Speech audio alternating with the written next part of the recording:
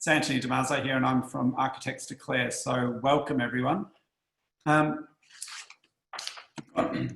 100 participants, and I would like to begin by acknowledging the traditional owners of the land on which we meet today, albeit by Zoom. And I would like to pay my respects to elders past and present. So with that, welcome everyone. And tonight this is our third webinar, which is on the Living Building Challenge. And we've got three fantastic speakers, and Stefan will be introducing them in a moment. Please be active on the chat bar and in the Q&A section, and we will assemble all of the questions and then compile the questions and then work out which questions to ask our panelists. So please stay active and hopefully enjoy the night. For those of you who are in Victoria, who are doing it, in Melbourne in particular, who are doing it particularly tough with the lockdown, I hope you're all okay, and I'm sure we'll all get through it and meet face to face fairly soon. So without further ado, I'm going to hand over to Stefan. We've got a tape measure out to demonstrate that we are actually at 1.5 metres apart. So don't touch it. Don't touch it. Yeah. So yeah. we are keeping up the social distancing. So over to you, Stefan, who will introduce our speakers. Thank you.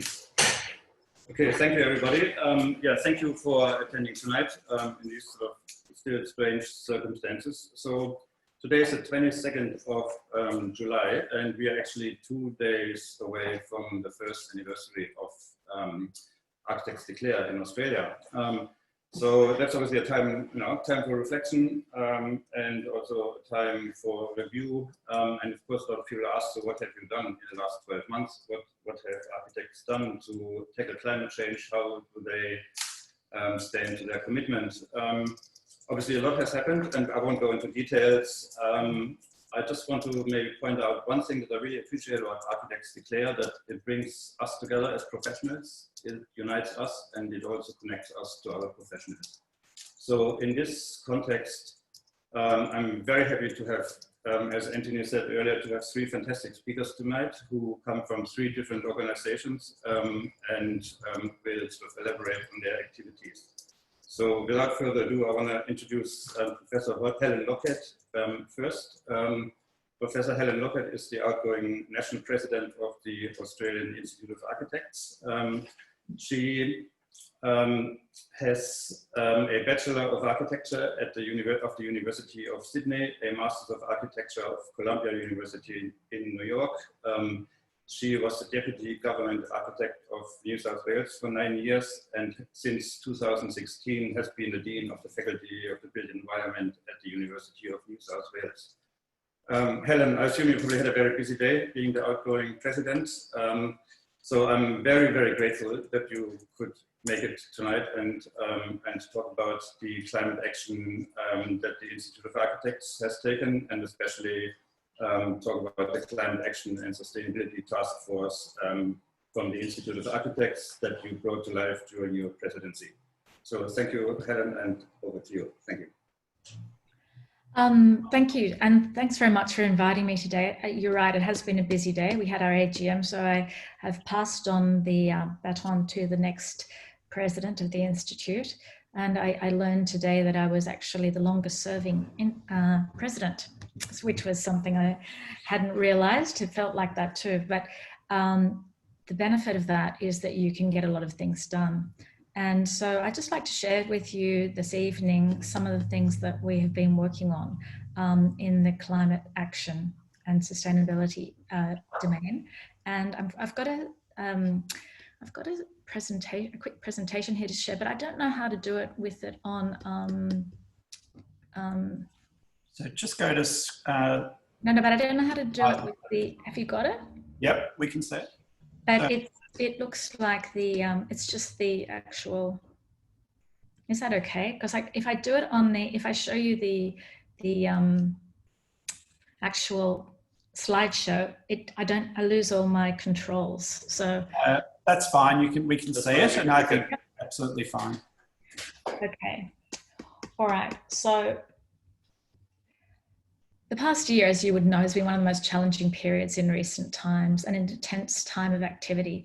And we've been taking action on big issues such as climate action, bushfire response, building reforms, and economic recovery.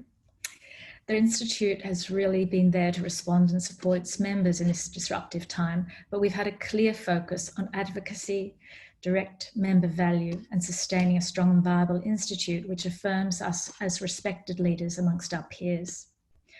In 2019, with the climate crisis escalating into a climate emergency, we actually were very strongly informed by the Architects Declare pledge, and we endorsed it.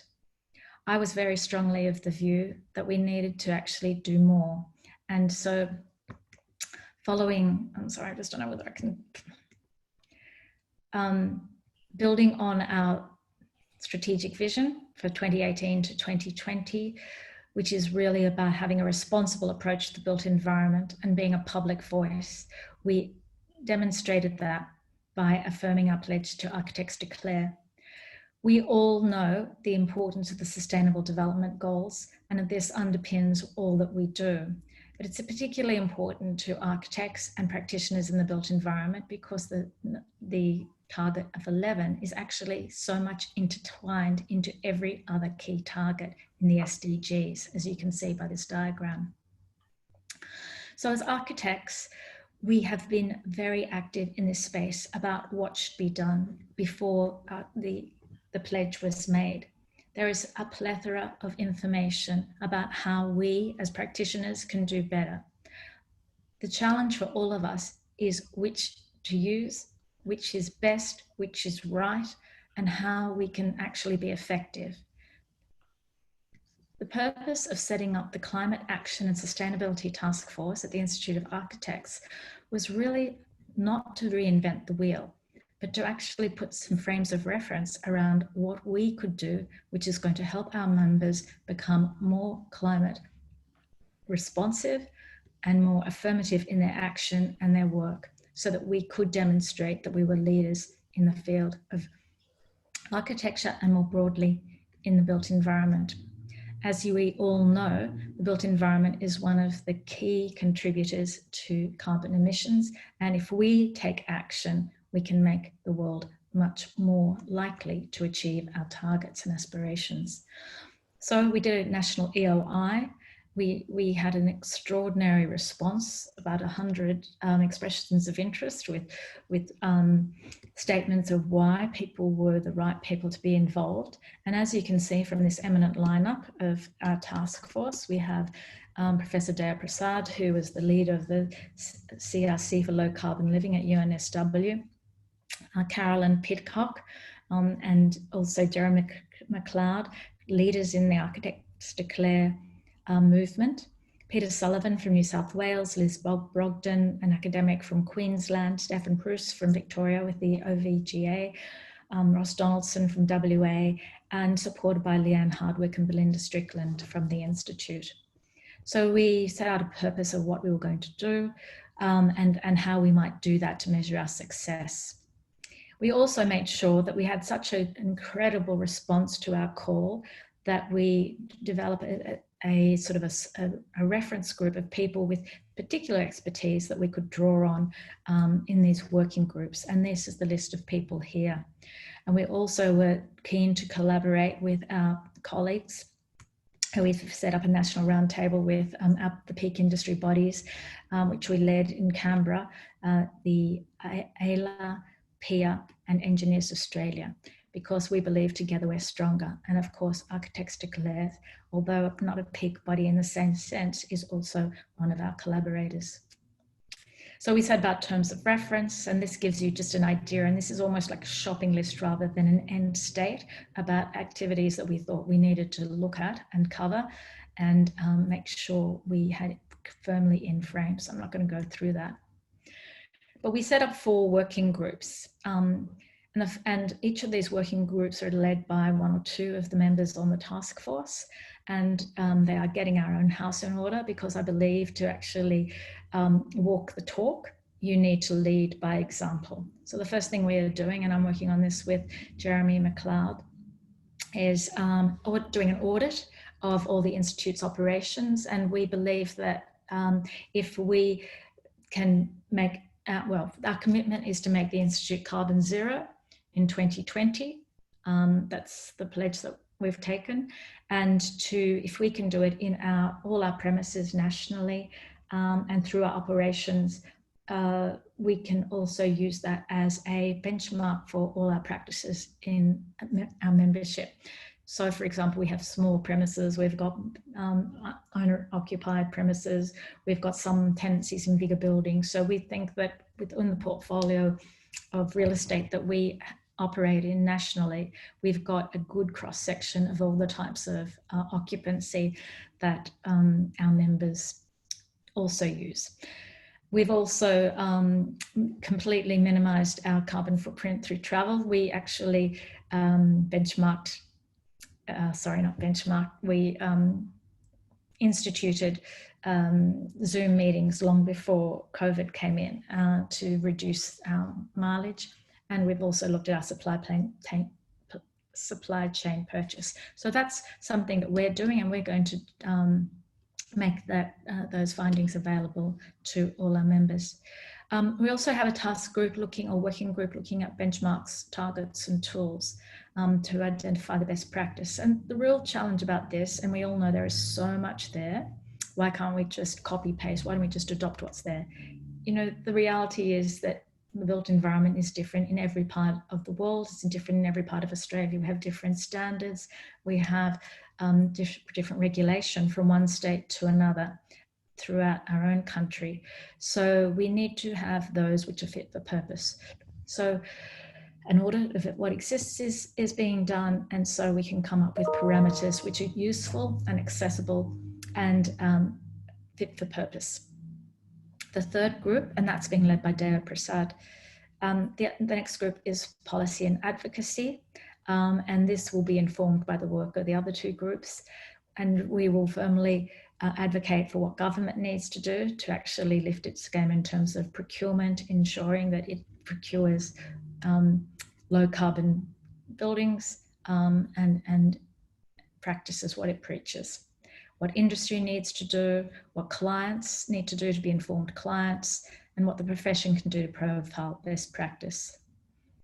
And this comes down to also our awards. We believe that we should have a criterion which is a baseline in terms of sustainability KPI that all award entries should meet before they're even considered for the program. This will take a couple of years to work through, but that is the idea. And then, of course, education and research, making sure that we have prepared graduates through our university programs and our registration, also through CPD, developing the right CPD to inform our professionals and ensuring we have informed consumers. So they're the four working groups, and the last one is being led by Ross and sorry, I'm just mind blank. I've just gone blank. Anyway, we've got 4 working groups and they're all working on that stuff together. Okay, so, and then we meet and report back what we're doing. So what have we achieved to date? So we made the Architects Pledge, and as you can see, we, oh, sorry, just didn't mean to do that. We joined with more than 900 Australian practices committed to take action. We've taken this commitment forward through the Taskforce, and we're auditing our own operations, developing new tools and CPD for our members. We're reviewing the National Standard of Competency for Architects, and that's in train to ensure that we have higher expectations of what it requires to actually be a graduate of architecture and also a registered architect. And we've made that commitment to being carbon zero in 2020. And that's also being supported by a bulk buying initiative. These hands-on actions have been matched by a strong advocacy platform to address policy reform, better practice, and more sustainable procurement. And we're doing that through at the National Roundtable with engineers, the landscape architects and planners. And together we are, I think it's something like 50,000 members if you add them all together. So we believe that by doing that, we can have much more agency in terms of lobbying government. And I also have been participating in an international roundtable with presidents from institutes across the world, and participated in a major roundtable in London via Skype. I was the only one who actually took the pledge seriously and refused to travel there, much to my disappointment now, seeing it was probably the last time I ever would have got to travel. But I believed it was not consistent with what we were there to do. And I've also participated in one with the American Institute of Architects and the European Union of Architects. So there is a lot being done to support each other to develop a more low carbon environment. And then of course there was response. So not only taking action on what we should do to set the agenda for the future, but also what we need to do to respond to current crises, as this was demonstrated in the last summer with the bushfire season, the worst we'd ever experienced. It also hammered home that we need to act, and we need to act fast. The Institute was among the first to step up in providing skills to help communities build back better, and through the Architects Assist platform, channel the talent and expertise of members. In fact, more than 3,000 architectural practices signed up and have been enlisted to provide practical pro bono assistance where it was most needed. We've made all our baseline resources available, not only to our members, but to anyone from the general public who needs it, and had online forums.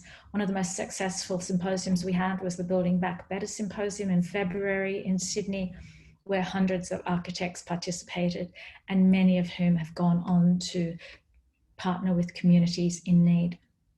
We also directly donated $12,000, and that has gone to support people in rebuilding projects across the country and providing services as required.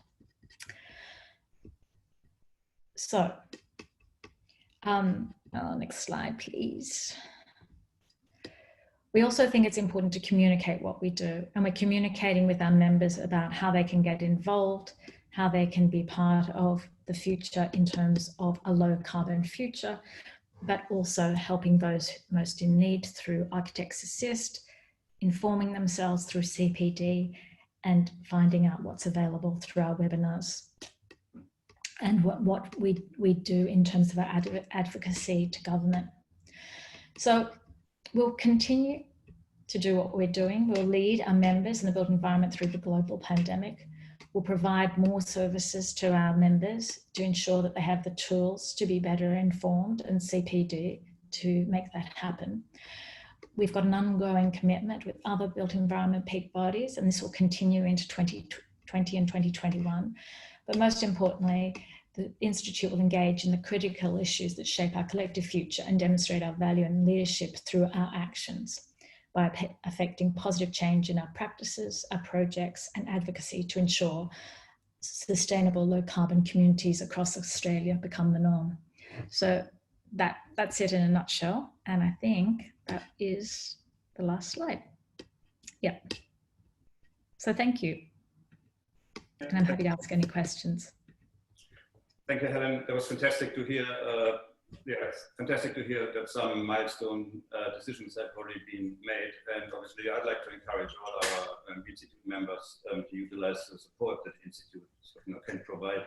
A few things that sort of stood out to me, and there are, for example, review of the national competency standards, very important, the awards system, and obviously benchmarking. And benchmarking leads me to introducing our next presenter, Laura Hamilton-O'Hara. Laura is a social ecologist. Laura, when we chatted earlier, I just got to tell you briefly, one of my children is studying architecture, and I tried to talk them out of it and told them, if you want to change the world, become a social ecologist. So, so you're on the spot now. Yes, so Laura, just briefly, Laura is grew up in South Africa, has a Bachelor of Commerce and Law of the University of Johannesburg. You came to Australia in 2009, is that correct? 2010? Yep. And she's the, so two of her favorite things are sport and the living future and our living future. So it is very fitting that you are now the current Chief Executive Officer of the Living Future Institute of Australia. And in your capacity as the current CEO, you will be talking about the Living Building Challenge. So over to you, Laura. Great, thanks, Anthony. I think you've definitely been looking at my LinkedIn postings recently. My first confession is I'm not an architect, I'm a social ecologist. And in brief, social ecology looks at the really complicated, messy spaces between the personal, the economic, the environment, culture, and society. So it's all those bits that don't fit neatly into a box, and how do they sort of interact with each other. So that's my first confession out of the way. And now my second one is, hopefully we can share my screen. Great, okay. So as Anthony said, I'm the CEO of the Living Future Institute of Australia, and our very fantastic mission is a socially just, culturally rich and ecologically restorative future. In essence, it's a living future.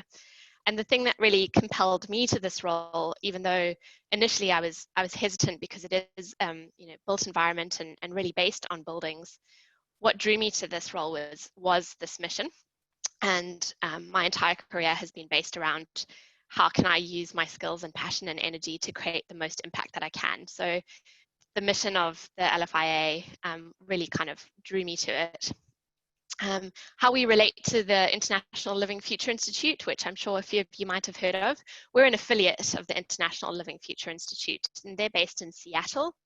They're also a not-for-profit, and they have about 40 staff members. They're most well known for a certification standard that's well known as the most stringent sustainability standard in the world, which is the Living Building Challenge, or the LBC. But it has several other certification standards as well, including the Living Community Challenge, Living Product Challenge, Zero Carbon, Zero Energy Core, as well as some transparency labels, including Just, Declare, and Reveal.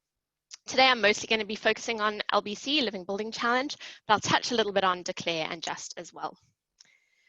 So sort of where did this come from? What's the origin story of the LBC? And it really came from the idea of, when you think about sustainability, one of the things that was really focused on, and certainly in my career in sustainability, was how do we kind of do less bad in everything that we do? How do every single year, year on year, how do we increase the amount of things that we do that create less harm in the world?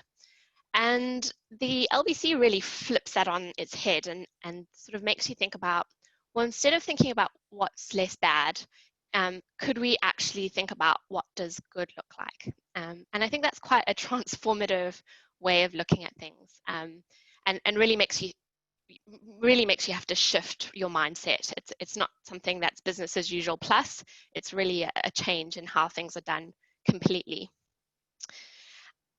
The point of LBC, I think, is best illustrated by the idea of redefining what's possible.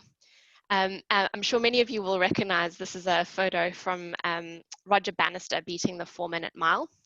It was something that was assumed could never be done. And when he broke it, not long afterwards, I think it was within a matter of weeks, somebody else managed to do it.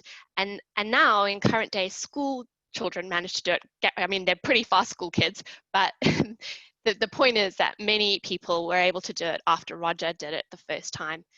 And it poses the question around the things that we think are impossible. Are they actually really psychological barriers as much as potentially what we think of as physical barriers? And I think in our own time, Eliud Kipchoge just beat the 2-hour marathon, and I think we'll see a similar thing there. Human limits, the boundaries of human limits are often in our mind as much as anything else. So the Living Building Challenge started in 2006, and currently as we stand, we've got 695 projects registered around the world in many different countries. We currently have 17 projects registered in Australia. As I said, there's a number of certification standards. So if you look at Living Building Challenge, PEDAL certification, Zero Carbon, Zero Energy and Core, there's currently 132 certified projects around the world. Including one in Australia, which I know we're going to hear a little bit about from Joe shortly. I think it's a really good starting point. What we like to talk about a lot is nature as sort of the ultimate architect, and we use the metaphor of nature quite extensively throughout all of the sort of things that we do, but particularly the Living Building Challenge. And we like to think of the metaphor of a flower.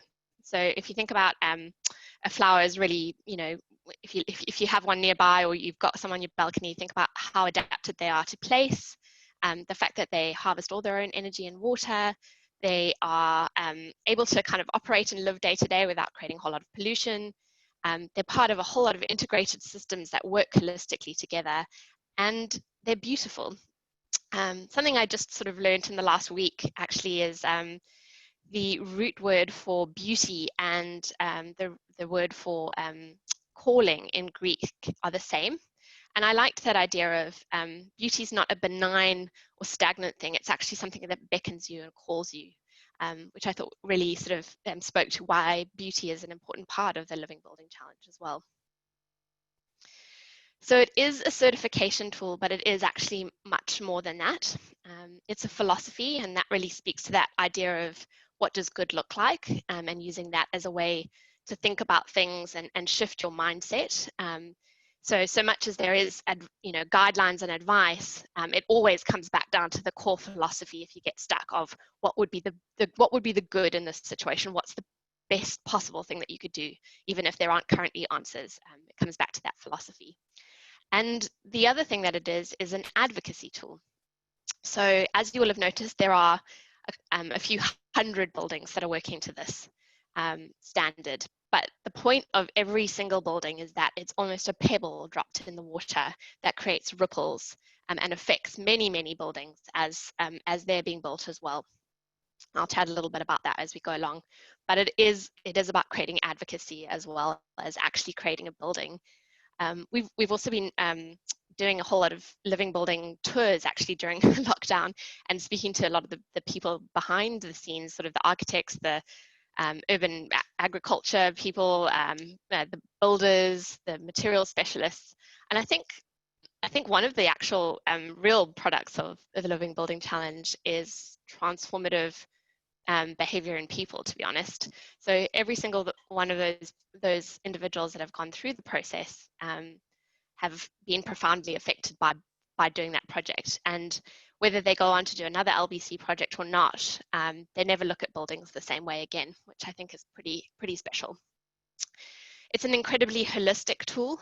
So not only does it include things like materials and energy and water, but also equity, beauty and health. So things that are a little bit sort of further outside the realms of some other tools.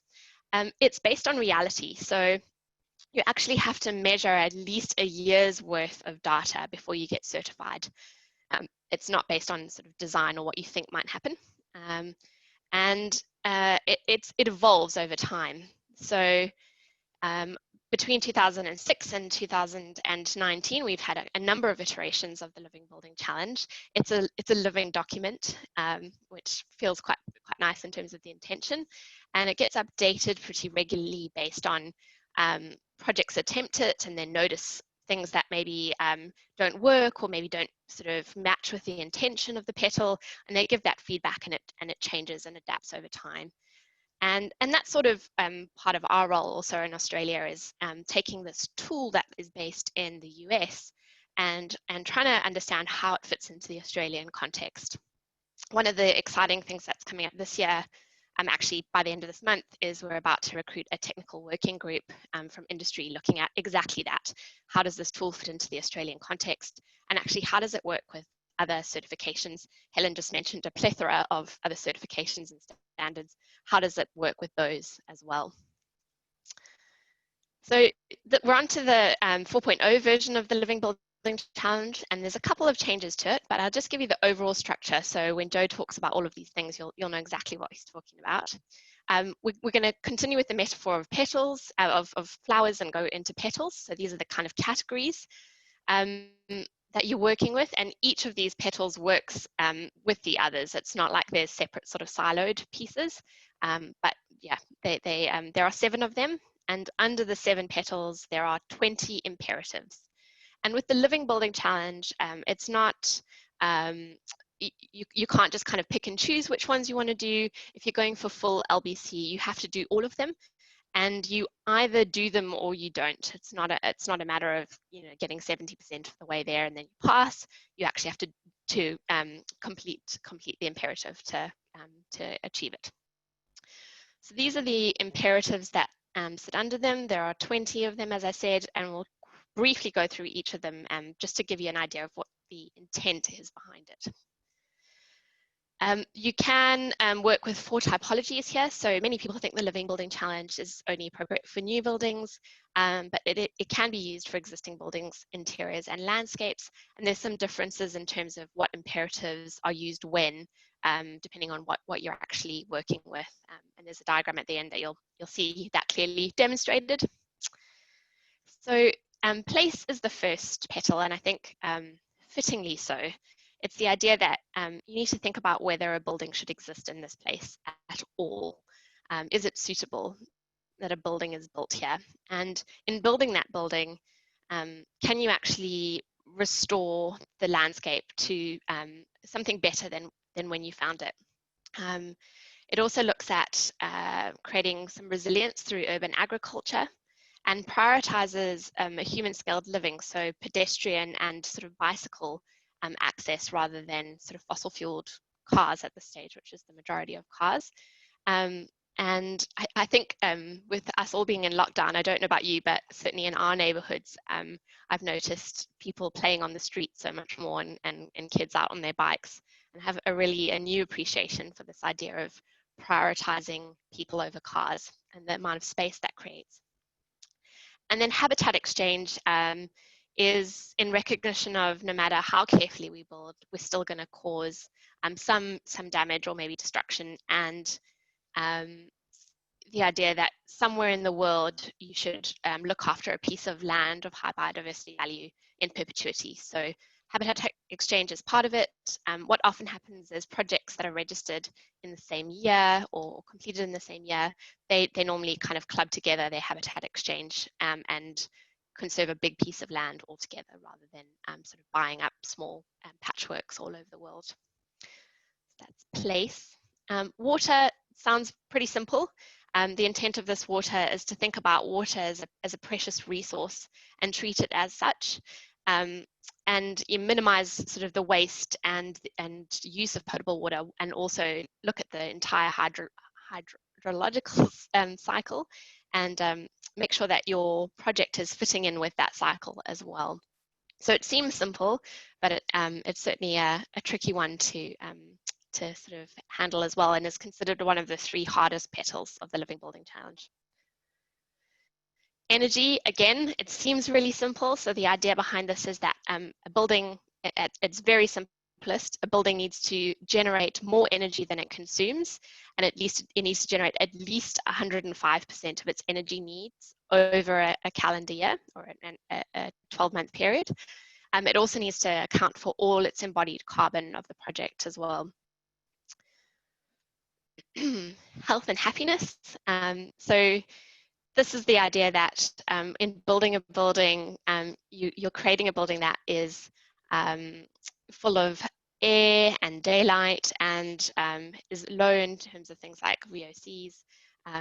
So you're creating a building that actually contributes to the physical and psychological well-being of its occupants. Biophilic design also features in this petal a little bit as well as in the beauty petal. And it's thinking about, I love one of our board members calls biophilic design the idea that you're creating habitats for humans and not human storage boxes, which I think in lots of ways sort of nails it on the head. It's the idea that, you know, creating complex environments that is full of multi-sensory psychological experiences is much more akin to the environment that we sort of evolved in, and is better for us. So incorporating biophilic design is a key part of the Living Building Challenge. And there's plenty of studies and research done on biophilic designs. I just thought I'd just highlight a couple for you. But we're seeing more and more research being done in this area, and it's really lovely to see, you know, something that you intrinsically know that being outdoors and having, you know, bringing the outdoors in is good for you, but it's lovely to see that empirical evidence as well. materials is acknowledged quite widely as the most difficult petal. So it's the idea that materials should be safe for all species throughout time. It avoids things like toxic chemicals. It looks at responsible sourcing, so where does the product come from? Living economy sourcing is the idea that within a project budget, 20% of that budget needs to be spent within 500 kilometers of the project itself, and then the next 30% needs to be spent within 1,000 kilometers. And that's a couple of double whammy positive benefits. Number one is obviously prioritizing local businesses and the local economy, but also in terms of your embodied carbon, you're already reducing that as well. And then net positive waste. So it's the idea that you need to try and minimize your waste at every single stage of the build, and also look at creative ways of incorporating your waste into the building. And for those of you that have, hopefully a few of you have made it down to Burwood Brickworks in Burwood, Melbourne, you'll have seen the travelator there has a beautiful kind of sculpture above it. And actually, if you take a closer look, all of the wooden boards on the roof are the formwork from the building, and they're still full of concrete. So that's a really lovely example of how you can creatively, obviously, incorporate materials that were considered waste. I think it is one of the most difficult petals, but in lots of ways, it has the most room for incredibly positive benefits. And if you think of, what some sort of sourcing of materials, the way that it's been done at this point, and all the sort of harm that's kind of gone on along the chain, to be able to sort of flip that is kind of incredible. To look at everything from, illegal timber and where we're sourcing that in terms of biodiversity, and even things like, novel viruses, we're seeing are becoming more and more prevalent as we lose biodiversity. So thinking about that, thinking about how far away it comes and where it travels from, who made it, how did they make it, what kind of conditions was it made in, how did it get here, and then what happens to it at end of life. Those are so many different kind of points where you can touch it and make it better, and make it do good rather than sort of less bad. So materials, while being the hardest, I'm increasingly sort of growing in respect in terms of the amount of positive benefits that it can have. And as we sort of walk around a lot of living buildings, I've really noticed and appreciated buildings that have particularly used things that are salvaged from other buildings, and being able to point out and tell the stories of those salvaged materials. And again, I'm going to point to Brickworks because they've got some seating throughout Burwood Brickworks that is salvaged from a pier off Sydney Harbour, the Sydney Opera House, and sort of being able to tell those stories imbues the building with a really, really beautiful atmosphere, and some really interesting and gorgeous points that you can point out. One of the simple ways that we help take action on materials is a transparency label called Declare. Hopefully a lot of you will have seen it. Basically, Declare is a nutrition label for materials, and it just answers 3 simple questions, which, like, let's just pretend it's a jar of Vegemite. It would tell you exactly where it was made, what goes into it, and end of life. Can you recycle this bottle or not? And those are really important parts of a number of the petals of LBC. So where does it come from really feeds into that embodied carbon, but also sort of the local sourcing requirements. What it's made of features heavily in obviously materials, but also the health and happiness petal around indoor environment quality. And then where does it go to at its end of life? Is part of every living building needs to be built for disassembly. And so being able to answer, what can happen to it when this building needs to be taken down for some reason, and it can continue its kind of story in life as well. So this is just a quick look at what a Declare label looks like. You have to use 2 Declare labels for every 200 square meters, up to 40 Declare labels in a project, and also advocate for other manufacturers to become declared as well. And then if you want to go one step further, you can also do the living product challenge, which is the same idea as a living building, but applied to a product as well. So that's the next step, and that's what, I guess, what the leading edge of materials looks like.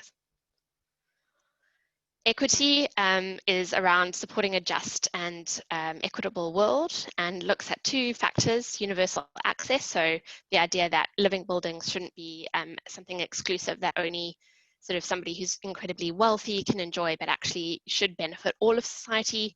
And also inclusion, so how could you create a just world through the products that you put into the building, but also the organizations that you work with, such as your architect or builder or landscape architect. How do you help how do you help support sort of their social justice journey as well? And it also has a transparency label associated with it, which we're going to launch quite heavily towards the end of this year, called Just. And it looks at 22 social justice indicators and helps you track performance against them. Some of them we are quite far ahead in terms of sort of Australia, particularly things like healthcare and maternity leave, but others we've got a way to go. And this is something that you can use to kind of show that. You also need, there's also a requirement of having 2 just organizations in your project sort of delivery team. So your main team of architect, builder, etc. And then finally, beauty. So I think for those of you who've been in sustainability a long time, sustainability has had a bad rap in terms of it being incredibly boring and drab. And I love this inclusion of the idea of beauty in the Living Building Challenge, the idea that we can build buildings that are inspiring and uplifting to the human spirit, that make us want to be in them because they're wonderful and compelling and they call to us. And I really love that this is an inclusion as part of it. So this petal covers both beauty and biophilia, and also the idea that every project needs to sort of help educate and inspire other projects. So there are quite extensive case studies in the International Living Future Institute website.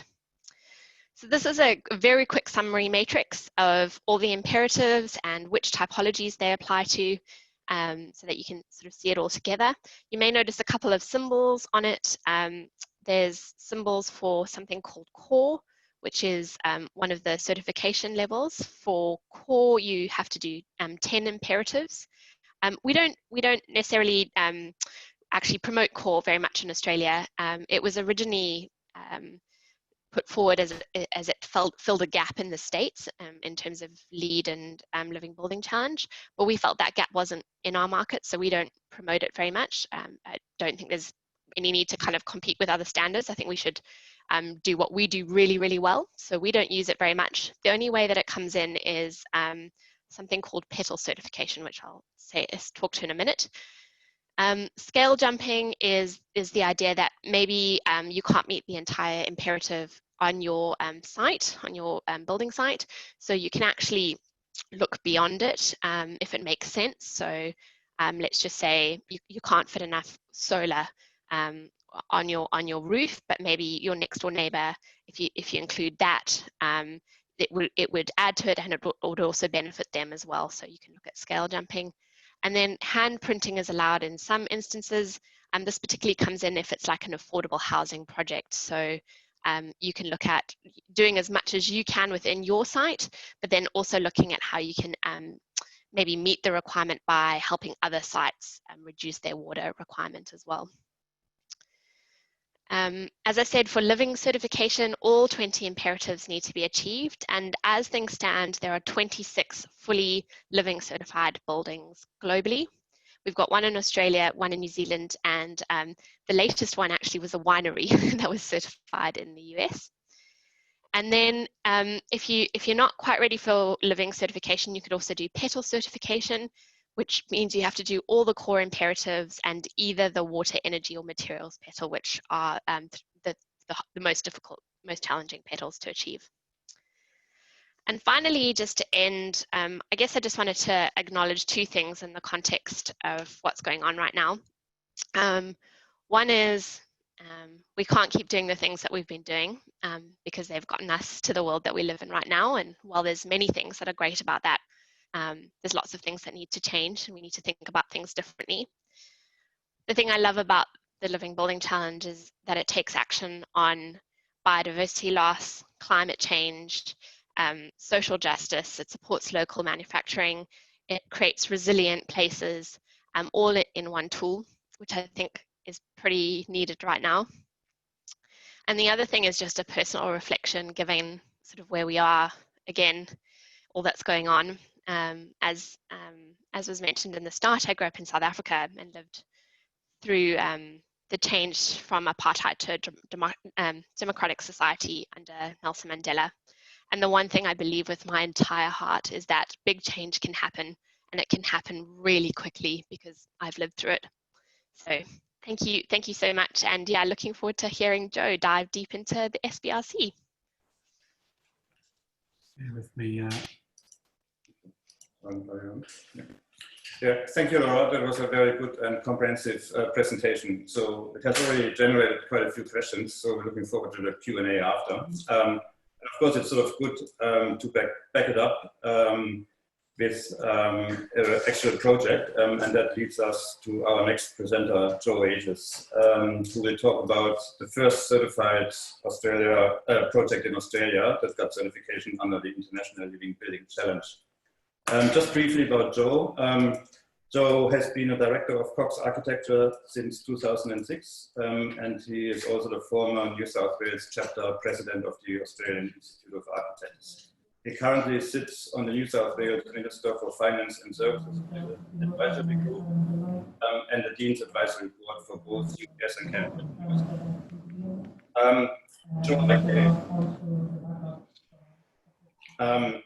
So I came across the project that we're going to present in a minute a few years ago when I did some research on sustainable buildings, and the Sustainable Buildings Research Center at the University of Wollongong claimed to be one of the most advanced sustainable buildings in Australia. So having you presenting today is, for me, it's a bit like meeting Ange Postecoglou, who took the Socceroos to the World Cup in 2018. So I'm very excited to have you on tonight, and I look forward to your presentation. So over to you, Joe. Thank you. Thank you, Anthony. Can you hear me? Yep. Yes. Yeah, great. Okay. Well, you can turn on the video if you like, and people will be able to see you as well. Okay, why don't we do that? And yeah. My ugly face, sitting in the office here. Can I first acknowledge the Dharawal people, who are the custodians of the land on which this building is built. And obviously there's a lot that we have to learn from them. And indeed, it's interesting, the framing of the Living Building Challenge and everything that Laura has just described really speaks to the ethos of the way our Indigenous people approach land and country and sustainability. I might just start by framing the project around the client and the purpose of the building. The Sustainable Buildings Research Centre is a new research institute set up by the Wollongong University, primarily around studying the potential for sustainability innovation around Australia's existing building stock. So how do you actually take the existing building stock, innovate it and make it more sustainable? That was their task when we first set off. I know that their research focus has evolved from that and indeed has expanded, but that is the client. And obviously for a building that has an ambition to achieve a few things from a sustainability point of view, they're obviously a very good client to have. Okay, now just in terms of its location, it's obviously in Wollongong. Laura again spoke about site. This is a fantastic site. It sits on the edge of a wetland. It sits about 100 metres away from the ocean and the beach, and it sits in the shadow of an escarpment on the west side, which really becomes quite a significant backdrop, certainly to the site, but the whole of the Wollongong precinct. You can see Wollongong University there and Illawarra TAFE, and they are both participants to what's termed IC there, and IC is the innovation campus on which the building is located. This is an aerial view of it, and you can see the escarpment there in the background in the image, and on the right, a view from the escarpment down to the town centre. Obviously, the innovation campus is there, and then on the horizon line, you have the ocean. You can see in the image on the left, Puckley's Reserve, which is a wetland fronting the beach. And you can see how the campus, in a sense, is a bit of a buffer between that wetland and watercourses that are coming from the escarpment. And part of our agenda was to make some of those connections. And Laura spoke about the importance of landscape and remaking and regenerating landscape. What you're looking at the moment is a plan of the campus when we first commenced the project. And I must say it was some time ago, probably 2011 or 2012. And the red square there is the site for this project. The image on the right is what was then the envisaged master plan, and you can see the densification of additional buildings, but critically that green spine, which was key in the master plan in creating a pedestrianised link from the north to the south. And the opportunity for us was that with our site, we engaged it directly. We actually secured the project through a competition process, and these images are from that. The building evolved obviously quite a lot, and certainly became supercharged once the Living Building Challenge was applied as a piece of rigour to our thinking. But some of the seeds of the ideas here remain. And just in terms of the site, I mentioned the north-south spine, which obviously is important, but from a landscape point of view, you can see the wetland on the right-hand side that I spoke of, but there's also remnant wetland in the middle of the site or the campus. And part of the agenda was looking at how we can potentially create connections of that wetland right through the middle of our site, acknowledging the pedestrian spine and indeed potentially embracing it. And from a built form point of view, responding to the shifting geometries of existing, surrounding, and also proposed buildings. In terms of embracing the spine, one of the key ideas was to create a node along it. We are indeed around halfway along its length, and you can see the diagram on the left with that red dot kind of describes sort of embracing the place.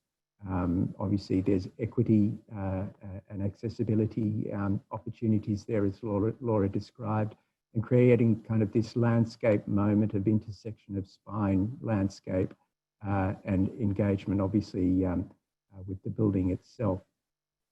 And then in framing that wetland connection, we looked at splitting the program of the building into two, which kind of made sense with the brief. So what is a high bay research area to the north side, and a laboratory and educational and desktop research building to the south. I mentioned the client. The person on the right there is Professor Paul Cooper, who heads the research centre. And Paul really was pivotal, primarily through his passion and commitment to go beyond, say, Green Star or other rating tools, and really try to seek out something that is above and beyond what we're used to in Australia. And he was pivotal in bringing the Living Building Challenge to apply to this project, and obviously ensuring that we delivered along with him, along with the university and the other participants, other consultants, etc. Laura put this diagram up earlier. You're seeing it again, and I think it really clearly explains the sort of the quantum shift that Laura spoke of in going from buildings that are less good to buildings that, in a sense, are truly restorative. So obviously you've got code compliance, then you've got kind of green, kind of high performance, sustainable, and then in that top right-hand corner, that's where the Living Building Challenge really aspires for buildings to be. Again, Laura spoke of this. We secured our certification under, I think it was version 2.1, and Laura mentioned, I think we're now at version 4. It essentially is the same. There has been a few refinements to it over that period that Laura described, but I think what's important here, particularly from the point of view of architects, this is a really architectural and urban and human framing of a sustainability challenge and opportunity around, firstly, the metaphor of the petal, but the framing around place, water, energy, health, materials, equity, and beauty. These aren't technical concepts, they're humanistic concepts, and by extension, architectural concepts. And I think we can read into them ourselves as architects and intuitively engage with the ambition for each of these. As Laura mentioned, some are harder than others to achieve. But you know, for instance, the materials petal, but there are ways of doing that. And I think as we move forward, when I say we, as in Australian architects, in achieving more buildings that achieve the rating, will, I think, collaboratively find ways to deal with making the pathway easier for each other through, you know, sharing of knowledge, etc.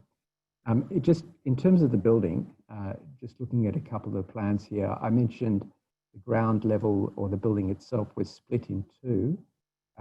If you look at the building here, this is the high bay to the north with its sort of vehicular connection and servicing. The rest of the site is preserved as pedestrian focused.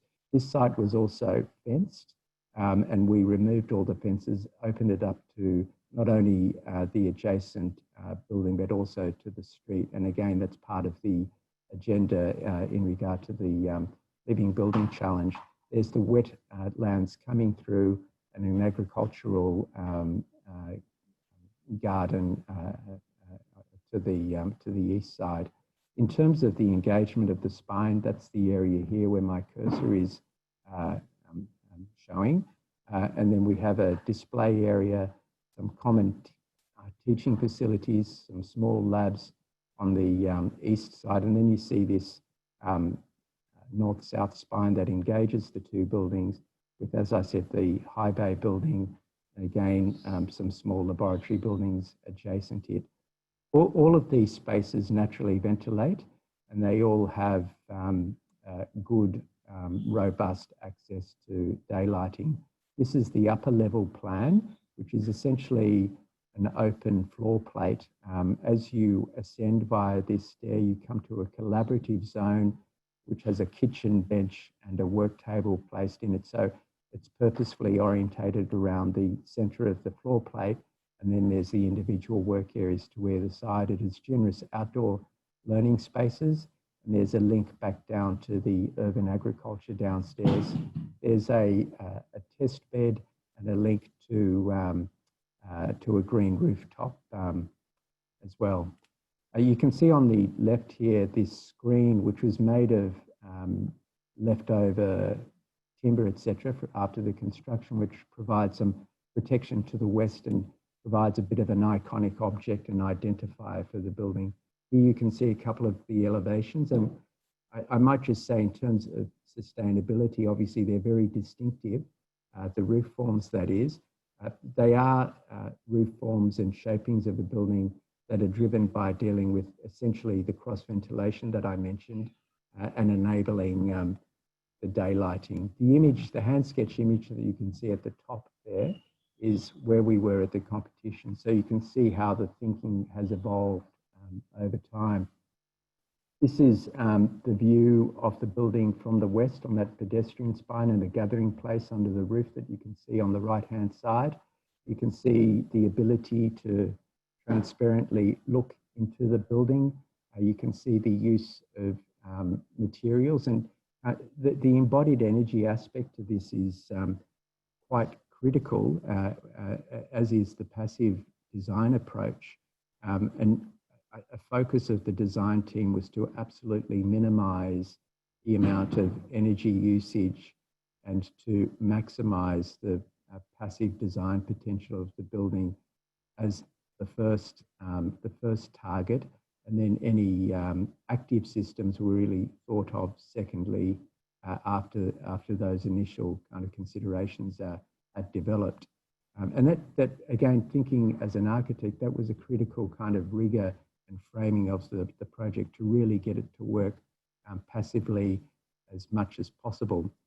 What you're seeing here is some of the active systems. There's a whole range of photovoltaics, some experimental and research undertakings with industry. Interestingly, the armature that sits on is all recycled and salvaged railway track. Of course, you can see the brick there, which is used extensively, all recycled brick, all local, and the thermal mass of the brick is used to the interior of the building extensively.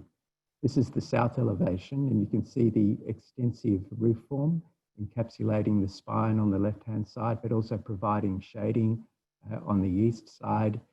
The south elevation really is a diagram of the way the building operates. So walking through it, you can see this double height space here, which is kind of an industry collaborative zone. The timber section with the vertical windows are where the individual offices are located. We have plant in the brick volume, cycling or bike storage, I should say, where the cursor is, and our vertical circulation and amenities through here.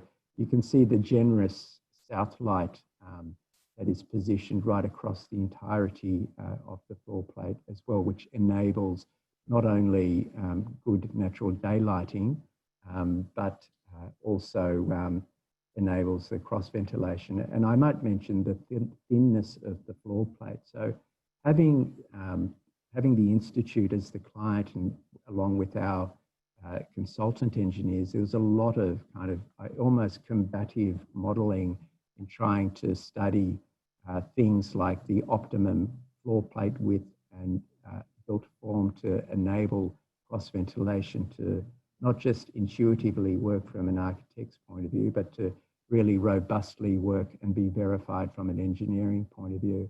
And in this image here, you can see the quite generous overhang on the north side of the floor plate.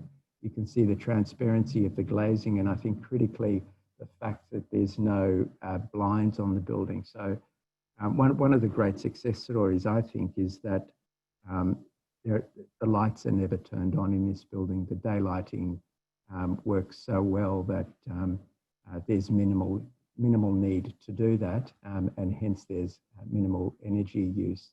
This is an image from the street. Again, you can see the two forms of the two buildings. The building on the right being the high bay, again, its roof form is shaped by enabling a stack ventilation to occur. You can see on the left here these little pop-outs that enable the ingress of air through a horizontal surface and then up through the building, and it escapes through the top there.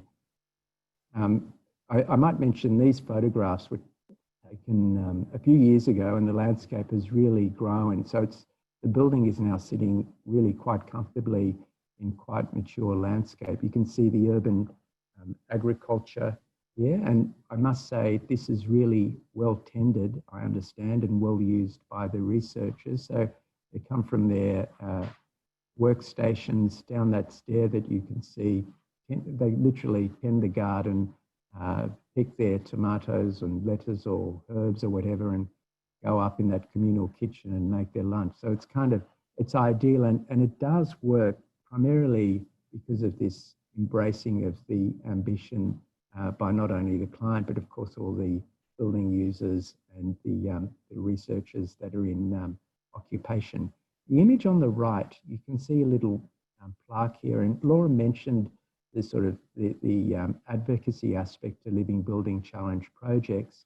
This building does receive a lot of school children, not only within Wollongong, but groups that make trips to Wollongong from Sydney and elsewhere. And it engages with the community quite a bit, and it has a very strong educational agenda, and the fabric of the building is used to explain strategies around sustainability that kids perhaps can aspire to later on, but that mums and dads can implement quite literally at home.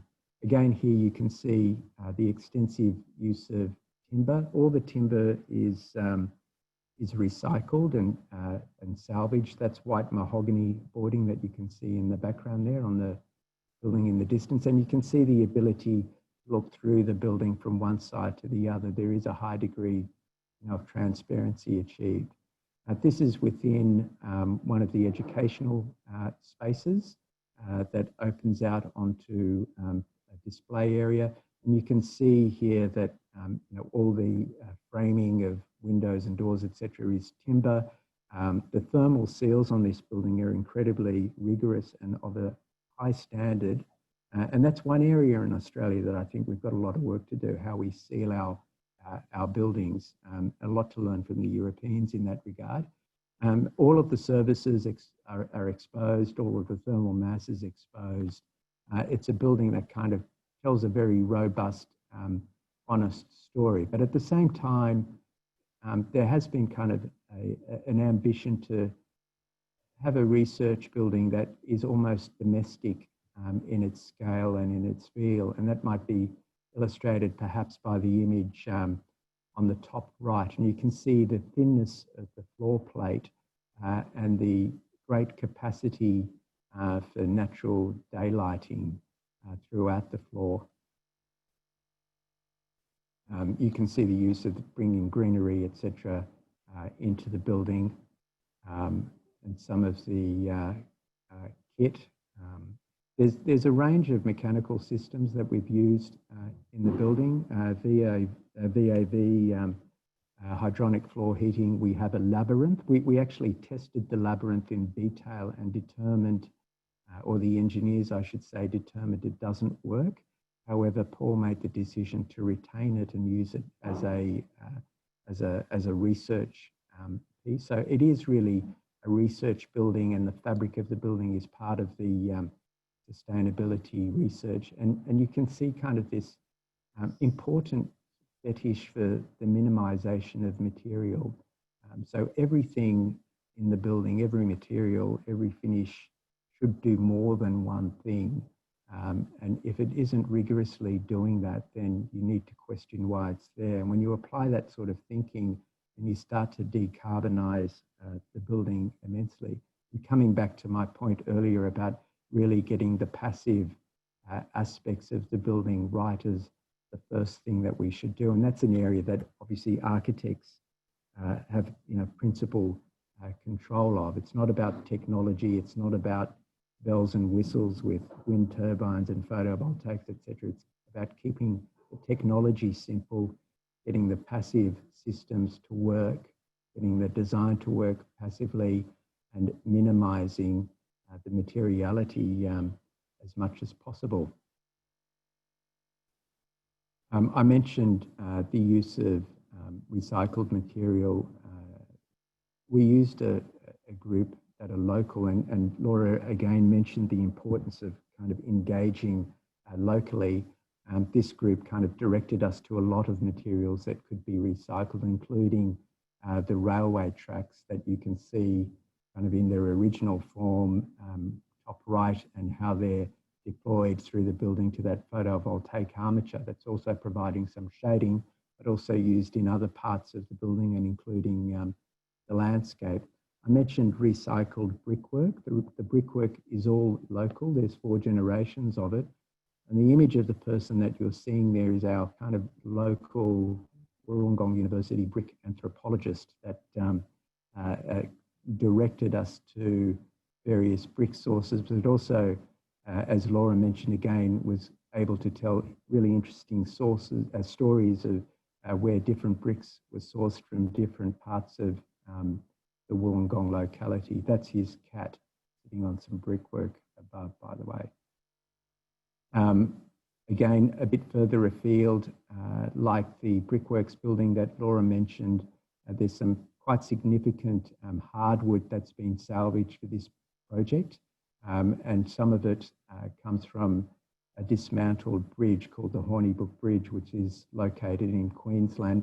A lot of this is about being opportunistic as well.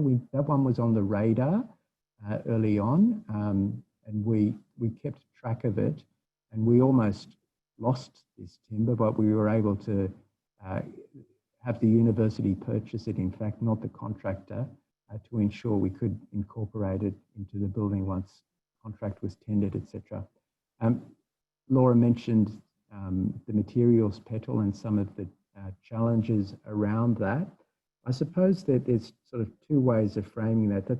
One is around the red list issue, and that's around carefully tracking the chemical and material composition of every element within the building, and that's a serious undertaking and requires a great deal of rigour and thought. And indeed, as I mentioned, in architects working together, that could be a shared open resource across the country as we move forward. But then there's also the issue of the sourcing of materials and sort of the distance that they have to travel. You know, a material that comes from China or Vietnam obviously has embodied energy built into the distance that it has to travel, and tracking all of that is quite important. Interestingly, we were given a bit of a dispensation in this regard, in that a radii applied to Hawaii was applied in our instance, which is a bit broader than what would have been applicable in a North American context. Just in terms of passive strategies, as I mentioned, there's quite a few that sort of drove not only the shaping of the building, but also the width of these buildings and their spacing, etc. I won't labour this diagram, but it goes through some of these strategies. There's reference there to water.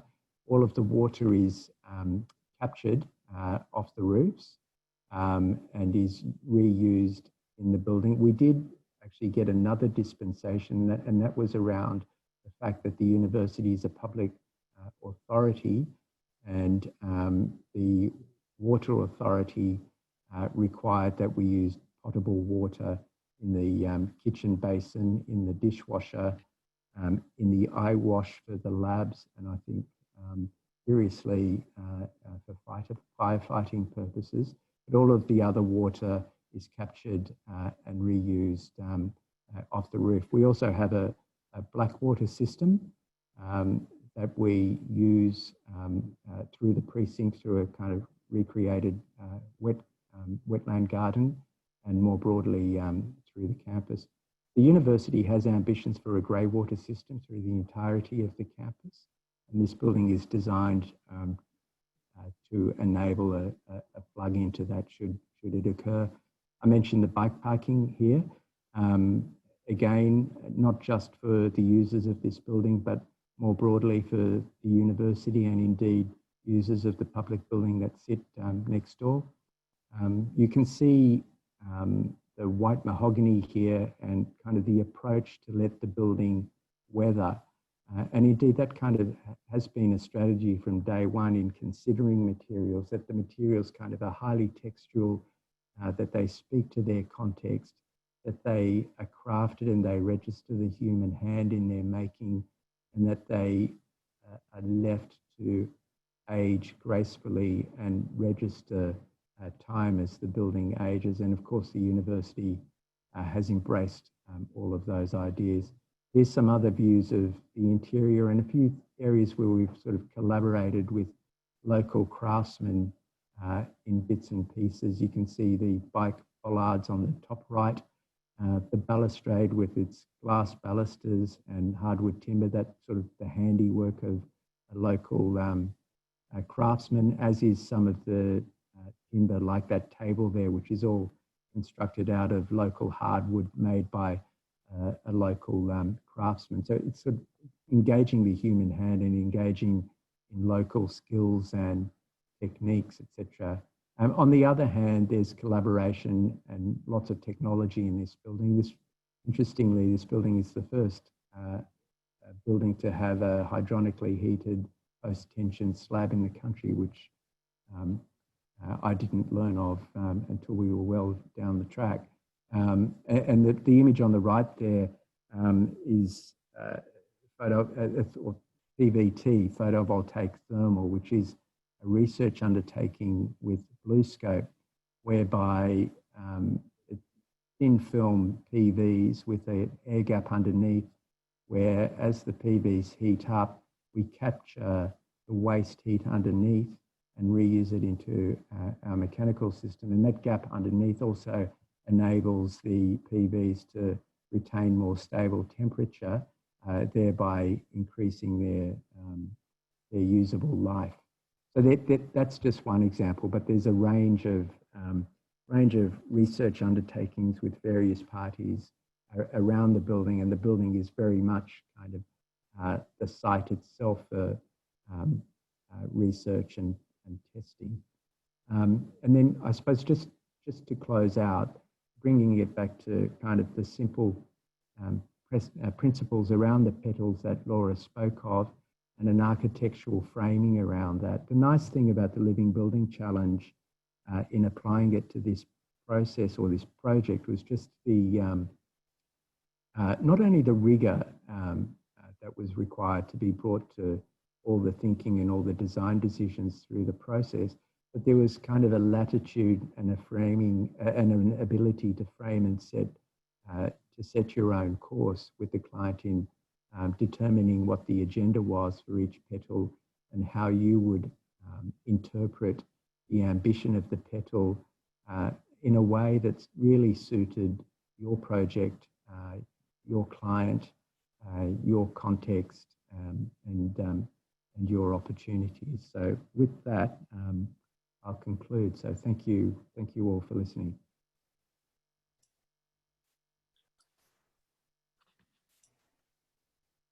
Okay, well, thank you everyone.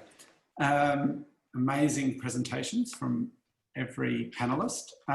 We've got a range of different questions for each of you. So perhaps if the panelists unmute and put their video on. I'll start with a question for Helen. Helen's actually already answered the question, but I thought it was such a good question that it was interesting just to hear her talk about it. It comes from Vivian Lim. As an architecture student, I was wondering if there's been a meaningful roundtable discussion with faculty heads of architecture schools across the country to seriously address climate change within the curriculum and adequately prepare future graduates. So I was interested in your response, Helen. Yes, I mean, I think it's a great question, Vivian, as I said in my response. I'm part of the executive team or the executive of the Australian Deans of the Built Environment, which is the peak body representing all the faculties of built environment disciplines nationally. In fact, I'm just penning an advocacy piece while we speak. And there's also the Australian Association of Architecture Schools. So the faculty, the peak body that I'm talking about represents the cross-disciplinary representation of architecture, construction, landscape architecture, planning, development, urban design, all of those built environment disciplines. And we, as our platform in the current term that I'm serving on, have used the SDGs as the underpinning narrative and imperative that we want to promulgate nationally. So we're promoting all the research that is done collectively across Australia around the Sustainable Development Goals. We're also promoting it through our curriculum. And I know, for example, in my own university and my own faculty, we've embedded the SDGs and have it articulated in every course we teach across programs, across the faculty, and where those SDGs are actually, or what SDGs are prescient or evident in those programs.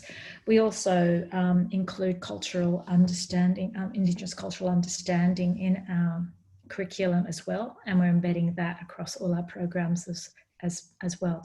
But that obviously varies from school to school and university to university.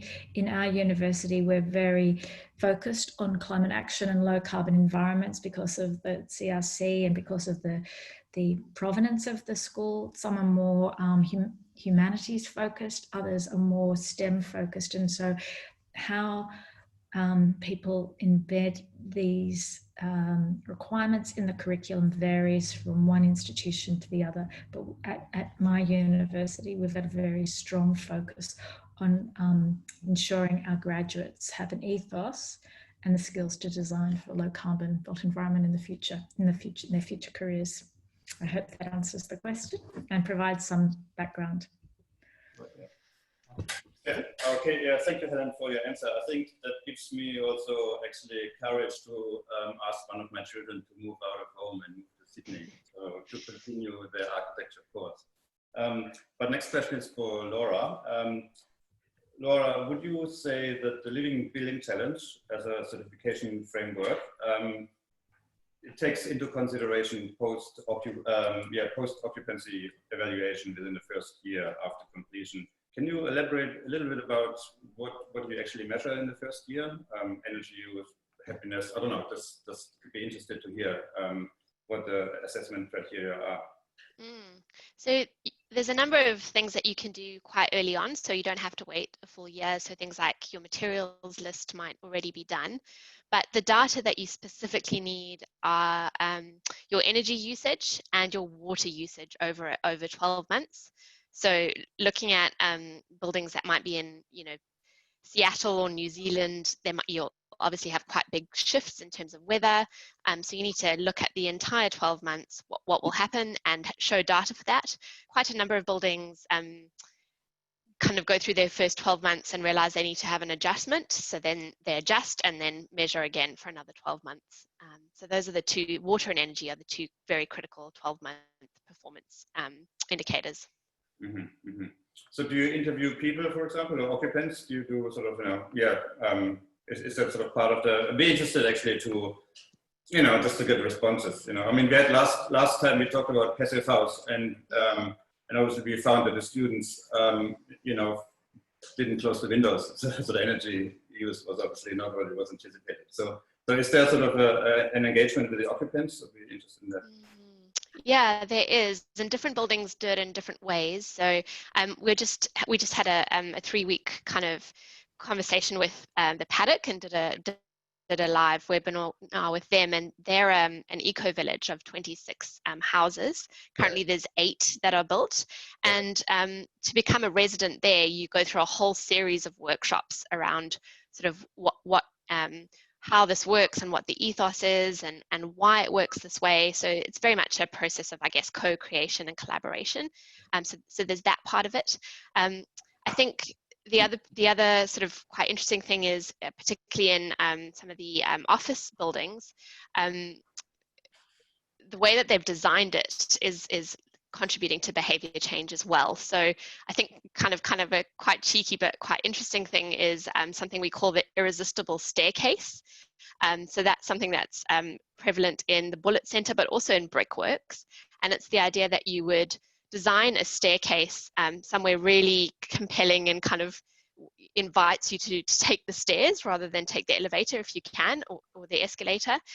So trying to minimize energy use in terms of behavior change, as well as through other sort of design features, which I think is quite interesting.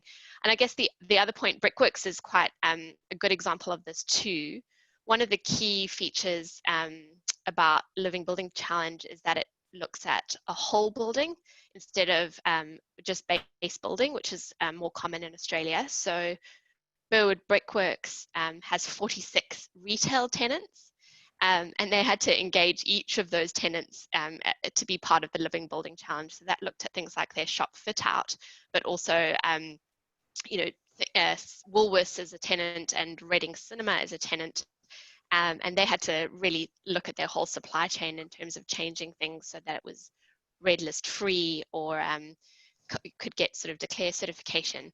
And I thought that was, when the design team look back on that, it's really interesting to hear the stories of you know, we try and make change, but then when Woolworths decides it wants to change its supply chain, like things can happen pretty quickly.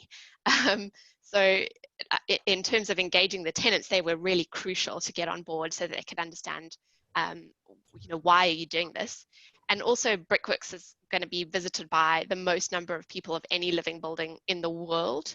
And so tenant behavior as well as visitor behavior was really important in terms of water and energy use. Yeah, yeah. When that is interesting. I mean, this is yeah, interesting sort of points that you raised there. As architects, obviously, just where the skill and competency of an architect obviously comes in, you know, to convince or to convince your clients. You know, clients are a little bit like water; they take the path of the least resistance, and it's obviously within our skill set to obviously get clients on board. That leads me to a question by Chris Bunting. He asked Helen, are you hearing from AIA members that there's much pushback on climate commitments and the impact on architectural design from the client community? Can you sort of talk about this, or would you be able to answer that question? Yes, I'm happy. I mean, I did touch on it.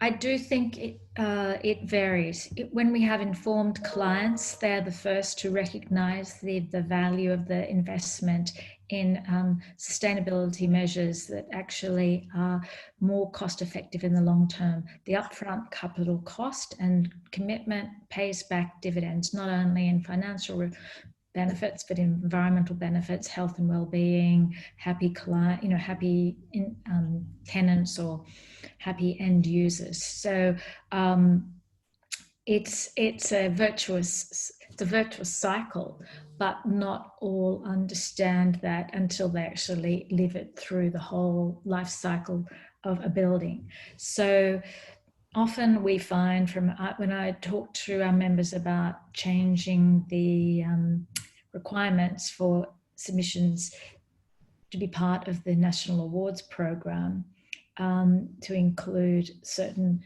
baseline KPIs, they pushed back because they said, well, we often design for the best, but it gets value managed out. And so I didn't really accept that as the end state.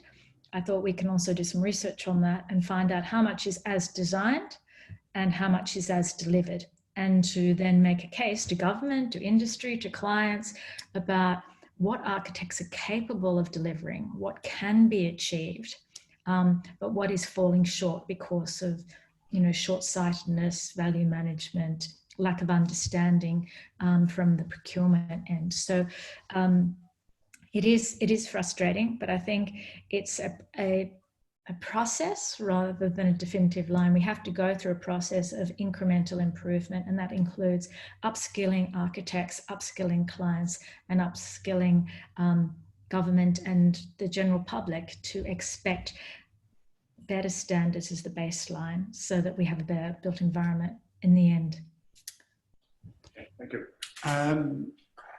So we'll try and bring Joe into the conversation. Just a comment before I get to the question, Joe. I have to comment on the drawings that you produced for the work. They're absolutely beautiful, and I think probably the philosophy of beauty extended to the drawings. We see so many computer renderings and things like that, but those beautiful diagrams I think were really appreciated, certainly by me.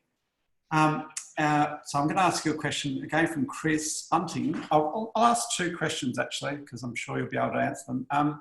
What role did the builder have in the material selection, or did those decisions have to be made during the design to secure the right LBC outcomes? And the second question, which would be a follow-up, is what is the cost of LBC accreditation and how is it calculated, by typology or square metre? If I can first make a comment on your comment. Thank you for your comment, but it actually just raised a thought in my mind that indeed, not only does the LBC drive a design outcome in terms of the building, but it also influences the way a design team conducts itself. So there was a commitment by the entire team, and I don't just mean the architects, but the full consultant team, that all and most of them were in Sydney, bar the landscape consultant who lives very local. we all travelled for all our meetings with the university on public transport. There's a train station sort of about 500 metres away from this site, and all of the meetings were held on the Innovation Campus site. And I suppose just thinking about the LBC principles, not only from the point of view of the design outcome, but the way the team conducts itself was quite important. In terms of your first question around the contractor, this building was fully documented lump sum arrangement, so traditional from that point of view. All of the materials were specified. It did, Alderstones were the contractor, and it did require obviously an education process from them, and indeed the same sort of commitment as what was really required of the consultant team. But I think not only the builder, but all the way down through the subcontractors and indeed through the full supply chain. So it impacts every aspect in the delivery of a project. And some of the issues were around intellectual property and revealing, the composition of materials. I'm thinking in the electrical trade, conduits and wiring and so forth, and in the plumbing trade and so forth. It did require a degree of transparency and openness that perhaps subbies and material suppliers aren't used to. So everyone was on a tremendous learning curve. But I sense, certainly from the contractor and 90% of the people involved, there was this sort of embracing of the idea, which obviously helped tremendously, and everyone, was part of contributing to achieving the certification here, delivery as well as design. And I think critically with the LBC, as Laura mentioned, it's not, the end game isn't a design. It isn't a beautiful set of drawings. That's not what it's about. It's actually the delivery, which is why there's no design certification. There's only kind of proven, verified delivery, of a design that it actually, it actually works and does what the design ambition, or achieves what the design ambition was. In terms of your final question around the cost of LBC, I'm not sure if that cost in regard to what, uplift to building cost, or? I imagine it was to do with purely the certification cost. It's not specific, but I would imagine, like, is it the, I see. Look, Laura's probably better placed to advise on that. To tell you the truth, we were remote from all of that. The university obviously made the commitment and paid the costs to the institute in that regard. I'll pass over to Laura. Yeah, there's an initial project registration fee. I think it's around about $1,500 US, and then certification is based on square meterage. So it's kind of like, it goes up in kind of tiers.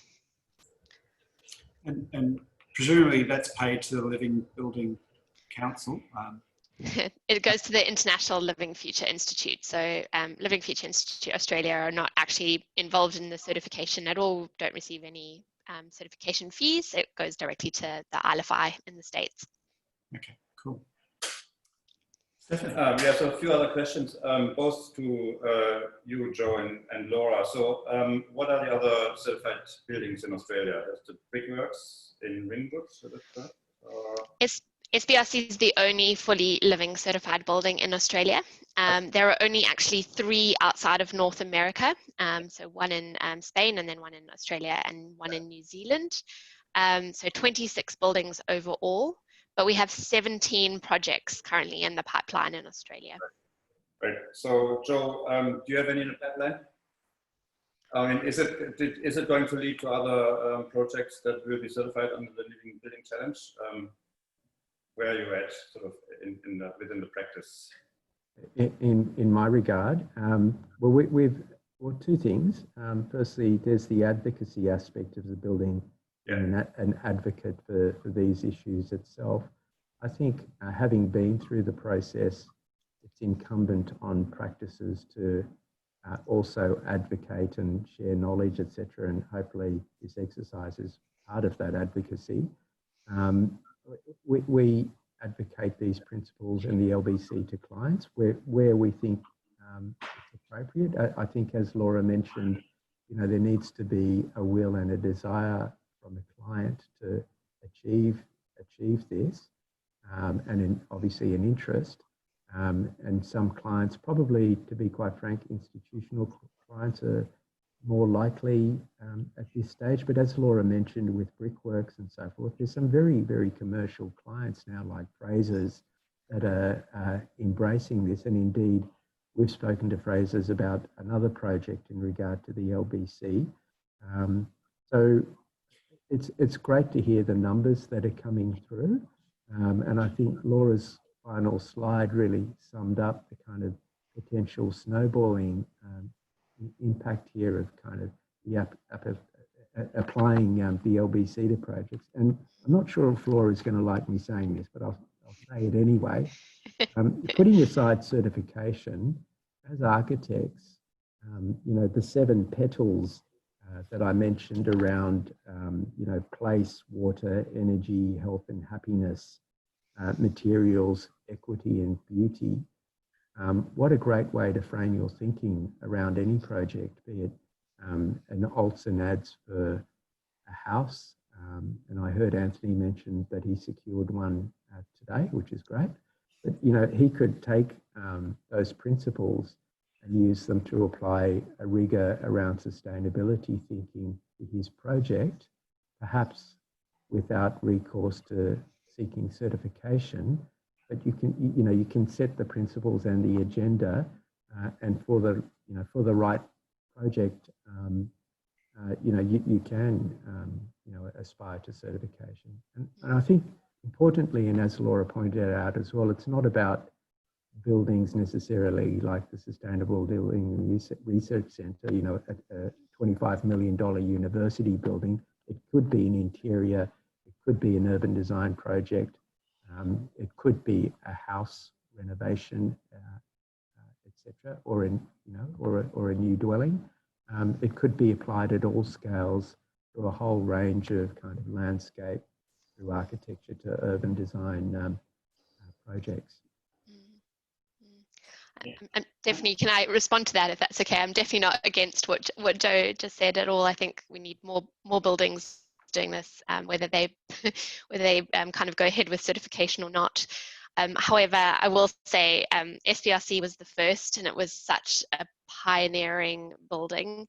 And if you imagine kind of trying to create a pathway, SBRC was sort of really the spearhead in that, and each building that happens enables more buildings to happen. Each building creates more declare labels, each building creates more awareness in sort of the entire supply chain around what we're doing. And so the more we have, the easier it is for projects. We are seeing commercial developers interested in it, and Frasers is a great example. And they're not doing it out of the goodness of their heart.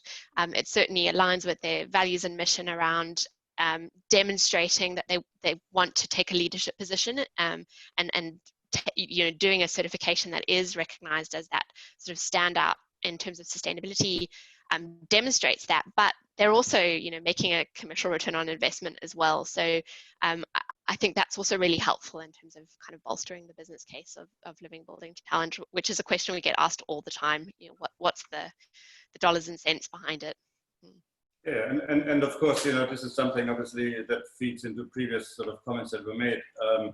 Obviously, we are in the service industry, and we want to service our clients, and we have to demonstrate that we can meet their objectives. And obviously, our challenge as architects is to build obviously sustainable buildings that meet the client's objective. So it does. Obviously, I think the Living Building Challenge is, I think, sort of something that sort of certainly can put architects on the right path. Anthony, you had another question. Oh, yeah. I'll add to that comment. It seems to me, from what I can gather, that our training as architects is very much aligned with the Living Building Challenge. Sort of the idea of passive solar, and just having a more in-tuned design response to the environment, I assume there was no additional training that was required by the architects to meet the challenge, other than I imagine you had to learn a lot, but there was no training specific to take on the project. Is that correct, Joe? That's correct, and it does kind of speak to an architectural education. As I said, you know, the framing around these petals and the issues that you need to structure your thinking around. And one of the big lessons for me was, and I apply it to all projects and advocate for it sort of within the practice, is that the passive issues with building design and the embodied energy issues with building design.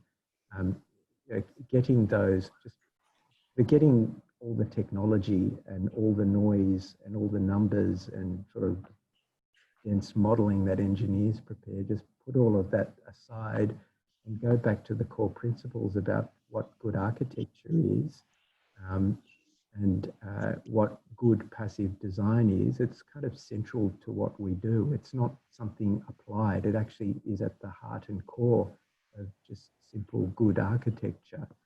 And that, I think, was the appeal for me, but also kind of really separating that thinking around the area that we control the passive design more than any other consultant. We set the agenda around building orientation and shape and enabling daylight, creating healthy internal environments, engaging with landscape, responding to context, etc. Obviously, beauty, which I must say elicited a lot of really interesting conversations with clients just on that petal alone. I mean, how often do we talk to a client about just the idea of beauty and what it is? Rarely. Through this sort of ratings regime, we had some really interesting conversations with Paul around kind of the notion of beauty, how it relates to the beach, the seashells that one finds on the beach, kind of the landscape that's endemic to this wetland area, and how all of that might speak to the architecture. But just the fact that it generated those sorts of conversations was great. But coming back to the point around passive design, we can, the architects kind of control and are the custodians of all of those things, and getting those right in the first instance, and then that real important rigor of minimizing the embodied energy, ensuring that you're not sticking things on, that everything's working and has a job. But the image that we're looking at, the idea of that in its initial stage, fundamentally it provides shade to the western sun, to that outdoor area, and obviously by extension to the building. But it was also, in a sense, an opportunity for an artwork around made and recycled objects within the locality. It eventually ended up being timber from not used from the construction site that was deployed here. But you know, everything's purposeful, everything has multiple uses and purposes, and we decarbonize our buildings and design as much as possible. And the most fundamental aspect to that, I think, is making the building as small as it can be. You know, really start by interrogating the brief and ensuring that you're getting good utilization out of spaces, and that you know, the circulation and the efficiency, notwithstanding those moments on staircases like Flora mentioned. Of course, all of that's important, but you know, if you can do it with one staircase rather than three, that's a great sustainability outcome. And as architects, we are kind of we are in control of those issues more than any other. And then when you know, when you've done your energy model, which is what we did with this building, we got the passive agenda really finely tuned, and then we worked out how much energy we needed to generate to be net zero energy. And that gave us, and it was all photovoltaics, and obviously in this instance, a range of photovoltaics, because a lot of it's about experimentation and research, we could do that once we got the passive situational side of the equation really well understood and well developed. Okay, thank you, Joe.